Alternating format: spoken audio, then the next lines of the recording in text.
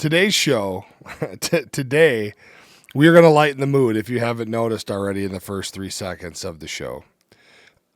We've decided that usually we find topics or things to talk about that aren't extremely uplifting. So we've chosen to kind of lighten the mood a little bit. We talked about bringing you maybe a story or two from our military service that hopefully you can get a chuckle out of, or at least a little bit of insight of the lighter side of military service.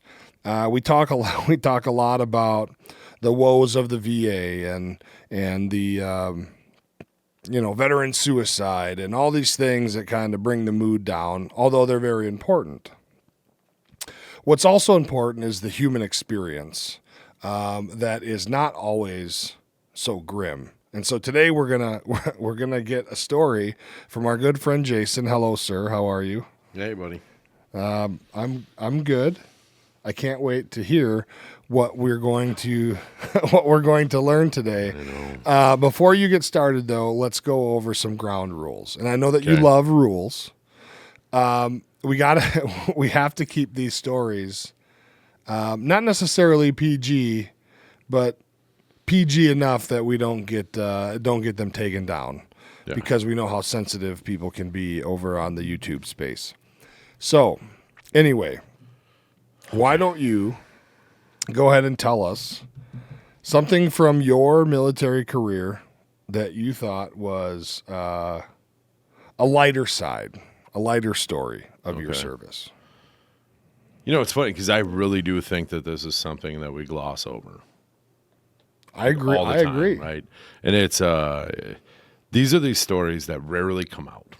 Like, I don't tell a lot of those stories. I mean, these are the funny ones. The bad ones never really get talked about, but I don't feel like these get enough airtime. So I'm glad this story is finally getting out there, because there's probably about 30 human beings on planet Earth for this particular story that were part of this in one way, shape, or form. Because for those of you that haven't been in the military, when it comes to a deployment joke, and Richie, you can vouch for this, these are not things, there are things that come day by day, moment by moment, and they just happen.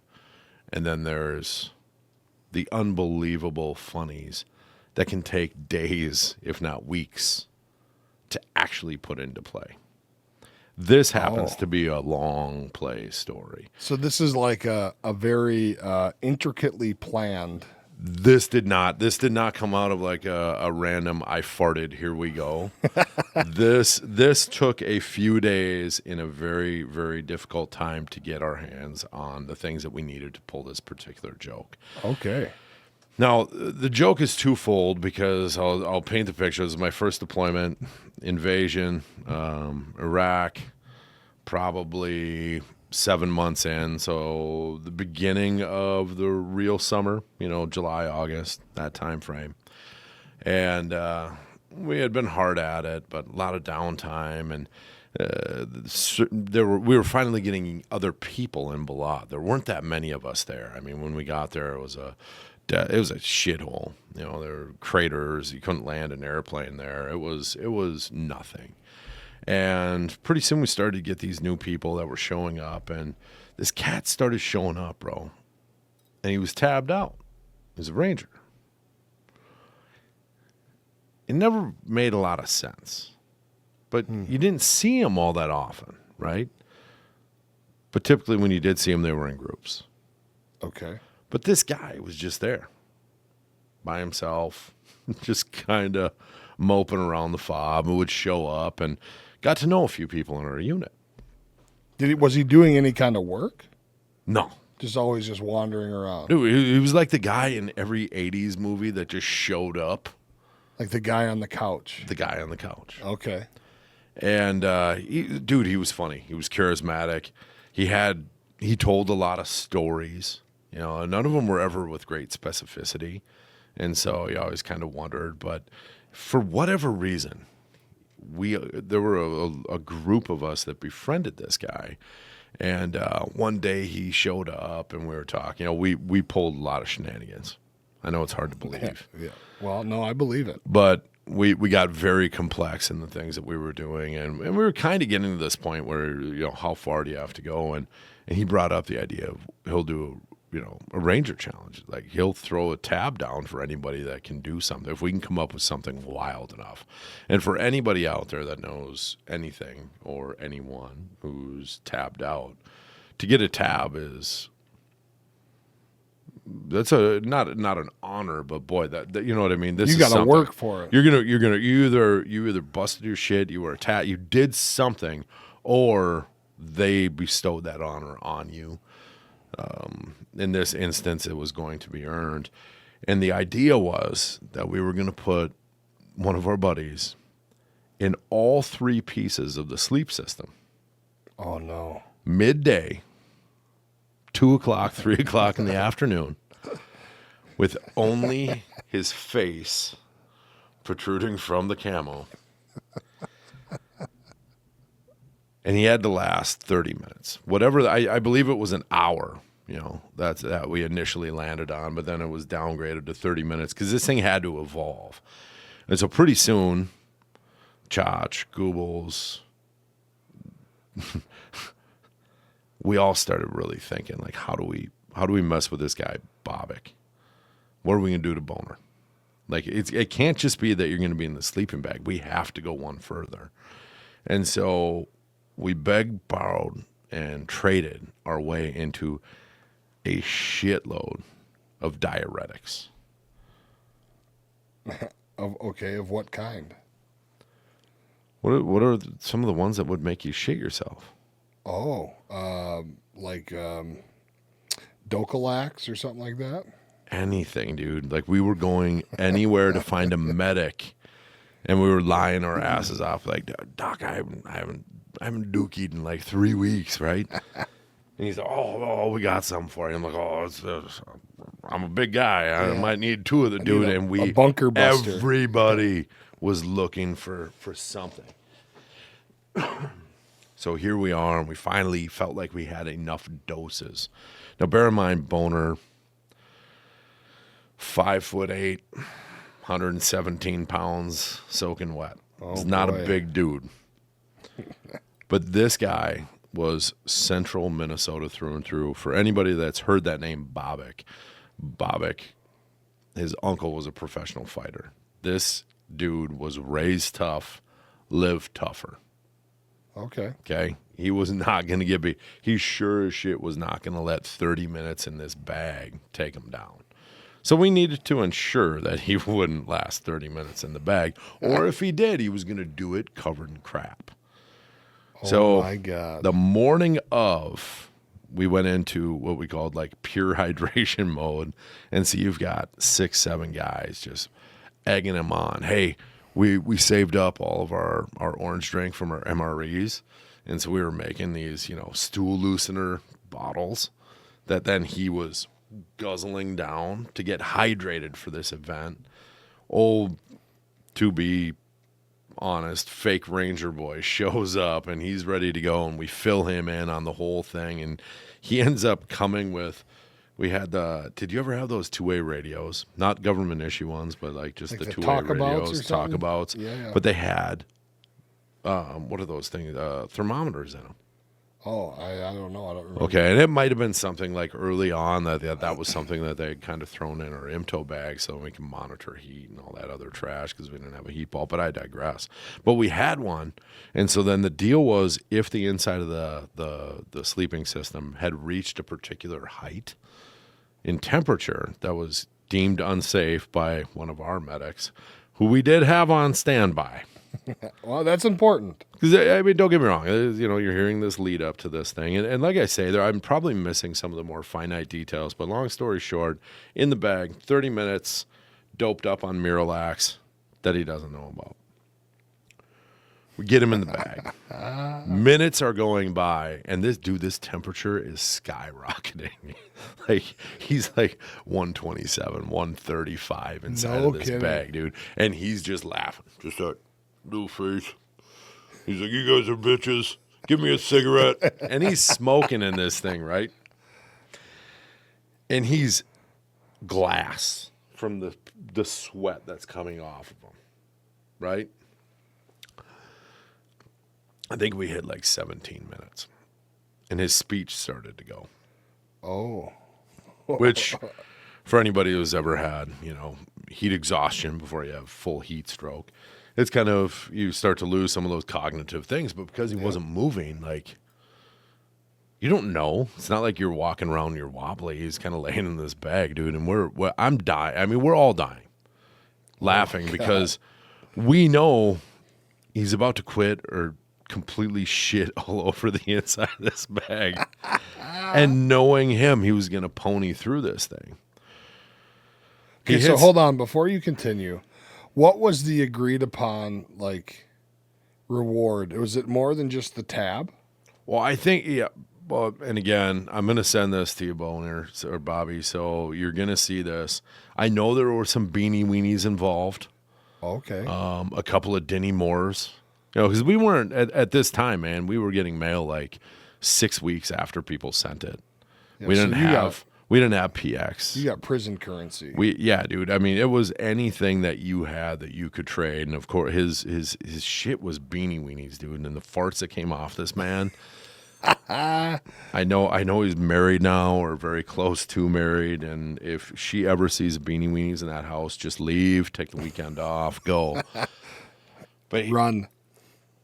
He finally went incoherent. It was just moon talk. Like, he wasn't talking. Speaking in tongues. His skin was dry. Oh, no. And I'm like, shit. And he's there. His eyes haven't rolled back or anything, but we know what he's trying to say, and he's saying no. Don't remove me from, because he's got 12 minutes until he gets his tab off this dude. Oh my God! Couldn't go any longer. We pulled him out. I have never seen a human being look like that. He looked like a cartoon California raisin. Like the wrinkled, dried skin. Like, I remember grabbing him by the arm, and for anybody that's been dehydrated to a certain point, you lose the elasticity in your skin. Like, it doesn't recover. Like, I grabbed him, and there was like a handprint on his arm. Kind of like the guy. Remember the movie RoboCop? Yeah. And the guy that gets douched in the acid at the factory and his skin starts falling off. Looked kind of like that. It was pretty crazy, yeah. Oh, yeah, it was. Man. I don't even know how to it was the weirdest thing because he was dry to the touch, but as we're pulling him out, that sleeping bag, I swear to you, weighed 80 pounds. And what was your medic doing? Was your medic going, "Hey guys, this is a good joke, but..." Full context. We didn't have a real medic, but we had 2 dudes that were combat life takers. And that's all we had. I at that time there was probably 1 or 2 air medics that were on the flight line, but otherwise it was just us kind of out there. And so a couple CLS guys and the rest of you. Yeah, dude, that was it. And that's Cam, dog, because I'm going to be sending this to you too. So Cameron's sitting there and he's like, we got to get some IVs. We got to get some fluids in them now. Yeah. So we're dragging them back and trying to douse them in water, cool them down, which with whatever we did have. And we didn't have ice. What luxury. Yeah, right. So we were just, wiping him down. We put a couple of wool socks on his back, just anything that we could.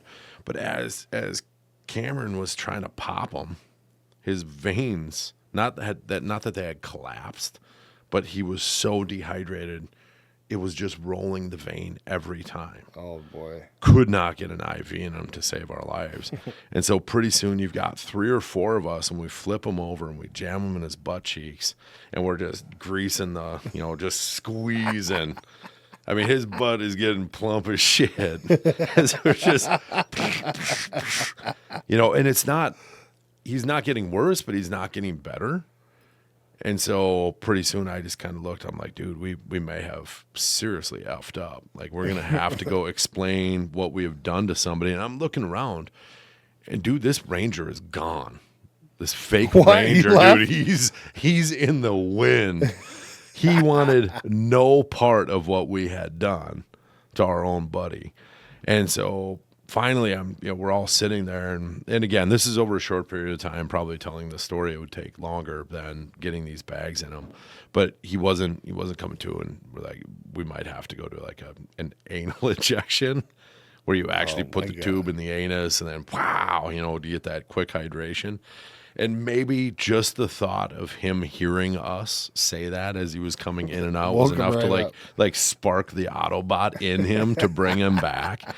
And everything started getting better. And we were finally getting him to drink, and he finally came around. And the first words out of his mouth were, "You assholes." Now that's not fair. He signed up. He was 12 minutes shy. He wasn't mad that we put him in a sleeping bag. Oh, he's mad you pulled him out. He was pissed out loud that he was 12 minutes away from his beating weenies, dinty, whatever pogey bait we had on this deal and that dude's tab. So, well, little did he know he wasn't getting a tab, because that dude bounced right away. Well, we could have just had somebody send one from a PX somewhere. Yeah. I am fairly certain he did his training at the PX also. But dude, that dude was gone, like never to be seen again. After he saw the crazy shit that a bunch of rednecks from Minnesota would do to one another, and what one of those rednecks would willingly do to himself. Yeah. So just for some beanie weenies and a fake tab. And you don't have a ton going on, right? So how else are you going to pass this downtime? Well, see, herein lies the beauty in the beauty in this story is that this is exactly the ingenuity of institutions like the National Guard or even the reserves, right? You get all these people that have a plethora of experience in different things. And then you put them in a place like 138-degree desert with maybe not enough work to do, or maybe there is enough work to do, but it's so damn hot that you can't possibly accomplish it all at one time in one day. So you gotta kind of just sit back and relax, or you're gonna hurt yourself. But bored soldiers are not necessarily a good thing all the time, and they're gonna come up with a way to compete in any way, shape, or form. I mean, I think that was a pretty normal story. I mean, a lot of the weird stuff, I wouldn't even want to tell, just because it's. I think there'd be people out there that would judge us. Well, of course there would be. But let them judge, because at the end of the day, you're doing what you have to do to keep your sanity. And then I think that's all where it comes from. Like, you realize at a certain point that you have to do something, or you're going to go absolutely batshit crazy. Right. So you got to do something to make yourself laugh. And you can only listen to, I think when we were deployed the last time, the thing that, like, the big stand-up comedy special was one of Kevin Hart's new things. And so, like, everyone was listening to that on repeat, because you got to find a way to laugh. You got to find a way to get that release. But then that becomes not enough. And so you try to find a way to put everybody out there in a way that's compromised. And for you guys, it was to try to kill this guy, and not only kill him with dehydration, but then also did he ever shit himself? Dude, so yeah, well, that's the all-time biggest backfire, because then what it did was it just permanently, well, not permanently, but for a period of time, he did not poop. So what you need is, when you take those diuretics that give you diarrhea, you need water. You need all the water. And so everything in his guts just kind of blink, got dried up. Yeah, things didn't go great. And so it was. Yeah, I am fairly certain it was a couple 3 weeks in his physical recovery to get back to a point where he was, shitting dark matter once again. Because you guys see. Because we left so early and we were so stupid or naive to what was going on, like. Bro, I think in my platoon we had a handful of, like, disc men. Like the CD player? Yeah. Okay. Like a couple of geniuses actually threw it in with like headphones. And one guy had a small set of speakers that ran on AA batteries. Yep, I remember those. But that's what we had with a couple of CDs. And so I am still certain to this day that I could put in the CD Sunny Side Up, or wait, Silver Side Up by Nickelback, and sing every word. I know every pause. I can't play the drums, but I could certainly hit every beat, because that's all we had was one CD and one set of speakers that we could all sit around and listen to like old-timey bullshit, a deck of cards. And there's only so many games of spades that you can play. I mean, I think after the Spades, seventh... cribbage, all that stuff. Well, we didn't have crib boards. Nobody was smart enough. You know, of course, we ended up making some out of, random stuff. But I don't know when we left if, like, the gravity of how long we were going to be gone or what we were going to be doing hit until we were there. And it was like, shit, what are we going to do? Yeah, absolutely. Because I'll tell you exactly. Because I had the same thought. When we got to Kuwait, we weren't even in Iraq yet. And I think we were there for like 2 days. Mm-hmm. And we woke up one morning, and there was, I think there was like 8 of us in this tent or something like that. And we were getting ready for the day, doing your ablutions, your shit shower shave thing. And somebody goes, "Can you believe we've been here for like 4 days already?" And somebody else in the tent goes, "Hey, genius, we haven't even been here 72 hours. And we all looked at each other and went, holy shit. He's right. And so, like, for me, I was like, man. And I turned 25 years old in Kuwait. I also turned 30 years old in Kuwait. I was deployed on my 25th and my 30th birthday. And the cool thing was that my platoon mates went to the chow hall and they got me a cake and they wrote my name on it and blah, blah, blah. So that was really cool. But it was like, man, my birthday's April 8th. And I think we got into Kuwait on like April 3rd or something, if I remember right. But by the time my birthday rolled around, I felt like we had been there a month. Because right. Like there's nothing when you're in transit to your station that you're in Iraq where we were going to be living. Like there's nothing really to do on those bases in Kuwait when you're not living there and working there. You go eat, you go back to your tent, you go eat again, maybe you go find a gym, and then it starts to get dark out, and then you can actually be outside. And then the sand fleas come out and they start eating the shit out of your ankles. And then you go back in, go to bed, and you do it all over. It's like Groundhog Day. And 3 days seems like a month. Oh, yeah. So, yes, I understand exactly what you're saying. See, we didn't have gyms. We didn't even have a chow hall. So let me ask you.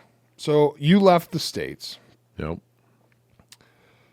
And you got to, did you guys go to Kuwait first? Yeah. We were supposed to, I think we were supposed to go through Turkey, and then they pulled that whole switcheroo. Mm-hmm. And so then, I mean, we had rolled in with winter rats and all that trash, and we had to wait for our equipment. And, yeah, we were, and that was when, like, Camp Beering was a parking lot. Like, yeah, a couple tents. We literally pulled up and just sat in our vehicles. There was nothing there, and just waited and waited and waited. And how long were you guys there? I think we acclimated. When did they start flying the jets overhead? Maybe the middle of March-ish, when they first started bombing the shit out of Baghdad. And so once they gave the green light, it was like 5 days or 4 days after they had, started the air operations, and then they literally, they broke the berm in front of us, and we pushed north, and we just started driving. Wow. So when we got every place that we went to, every one of our SPs and going, like, we were the first people there, and going through Baghdad, and kind of skirted around. These things didn't have, like, I hear, I went back after, like Route Tampa and all this other, those were like a lot of the preliminary names that I remember weren't even the names when I went back because they weren't named yet. The MSRs were all the same, but a lot of the back stuff wasn't. And so, when we got to Balad, there was a thrashed fence with some guard towers, theirs, and a hulked out field and an empty swimming pool. And, we rode, everybody had seen the movie Three Kings at that point. Yep. And so, we just like went hunting for Saddam's gold, in our downtime, like crawling into every hole and, just looking for stuff to do because there was literally nothing. If you weren't out on mission doing something, you came back and, we were in GP mediums and GP smalls. And we had, I don't remember if it was every day. I think it was. But we had an old Vietnam era mess cart. And we would get those, whatever, C or K rats. I don't remember. Yeah. Because there's nothing better than, 40-year-old chow mein. Pretty smashing. But it was at least a hot meal. It wasn't one of 17, MREs that we had been eating on for months. And see, back then when you guys were there, you didn't have the pleasure, the absolute pleasure of having jambalaya in your MRE boxes. Now, had you had that, all would have been right with the world. So, but that's neither here nor there. That can never be argued. To do one shot. You know what? Actually, I'm going to do you one better. I think on the show too, that's what we should do. We should get some of these new MREs and try them and talk about it. Like my neighbor, my buddy Dan, loves the new MREs. He must not like crapping. Well, it's just, well, he camps quite a bit. So, I mean, that's the goal, right? Okay. But like some of these things, I have, excuse me, I've had some and I do have, a handful in my garage. They are not what they were. I'm sure. It is ridiculous. Like just when you thought it couldn't get worse, when they took away our uniform and gave us pajamas, and they took away real food and started giving us the stuff that I was accustomed to, and then the stuff that you get compared to what they get now. They have cheese pizza In an MRE? in an MRE. Oh, I bet that's horrendous. Well, I could only imagine. I mean, how do you improve upon cheese tortellini? You don't. You can't, right? I mean, if that thing goes away, Chicken and noodles. chicken and noodles. Yeah. See, and Beef stew. See, I'm a beef steak Jambalaya. and mushrooms. Beef steak and mushrooms was good. I'm telling you, folks. Okay, you're right. We also should try to find some of the old ones. Oh, dude, they're all over. We can get our hands on those. Now, if we really want to do something cool, you get your hands on the dark browns. Did you ever eat any of those? One or two. My grandfather was the king of saving MREs. Now, I believe he served in World War II and then was active in the Guard. I think he retired, like 32 years he spent. Holy cow. Yep, just the E7. Just an old gristly wonderfully son long. bitch. Dude, he loved it. Like he just being a part of that whole thing. And I know there's a couple of pictures I saw when he was active. When he left the active component, he was already in E7. And he just stayed in E7. Wow. The entire time. But MREs were his jam. Like to the point where when I first deployed, when we were, because we were in Fort Carson, Colorado for our train up. When I was in Fort Carson and we were getting our MREs, I told everybody, I'm like, my grandfather loves MREs. Well, we already knew we were going to be eating the shit out of them. So if we could order a terrible $10 pizza versus eating that trash, we were ordering pizza and having it delivered to any place on Fort Carson you could get a pizza delivered to. outside of the rifle range. Like, we were getting pizzas delivered everywhere. So we saved all these MREs, and I brought these things back by the duffel bag because one of my buddy's wives came out in her car and to visit for a weekend. And I'm like, hey, you have to do me a favor. I need you to bring something back to Stillwater and get it to my grandfather. And she's like, yeah, absolutely, anything, Jay. So Did she know. Yeah, dude, she pulled up in like this rental Tercel piece of shit, you know. And I come out and I've got 2 duffel bags and they're just full of MREs. And she's like, oh my God, that's so many duffel. That's so how many, what are you doing? I'm like, yeah, it's just MREs for my grandpa. And like, as I turn around, because I'm, again, a little bit bigger guy, turn around and there's 3 dudes behind me, each carrying 2 duffel bags. Dude, we packed her into that car like a sardine, man. Like, duffel bags in the passenger seat next to her, because that hatchback can only take 2. Had like 4 across the back and then 2 in the passenger seat. Oh my God. And I got those. And back she drove them all the way to Minnesota? Hell yeah, dude. She was a pretty nice lady. Wow, that's pretty sweet. But I mean, those are the things I remember more so and look upon fondly than like any of the other stuff. It was just like the shenanigans and the tomfoolery. And I do like talking about this stuff. And yeah, it actually makes you think. I don't think I've thought of loading up those MRE bags in 25 years. Well, next time we do this, I already know what story I'd like to hear you tell next, and that's the one about the cake. But we'll save that for next time because we've run out of time. Right. But folks, seriously, this is part of the great narrative, right? That is 3 Clicks Media and Disgruntled. Is that we don't have to always focus on things that are going to bring the mood down. Those things are necessary. Sometimes they're absolutely necessary to talk about, and it's okay to lighten the mood every now and then, because part of the military experience is just this, the tomfoolery, as Jason calls it. And I like that word. The shenanigans is good, because there's a lot of that. And I think that over time, once we dive into all this stuff, if you're a regular watcher of this show, you're going to understand that this experience called military service is multifaceted. And in order for you to have a strong experience, whether it be good, bad, or indifferent, at the end of the day, it takes all of this stuff, because it could very easily be a horseshit experience from start to finish if you allow it to be.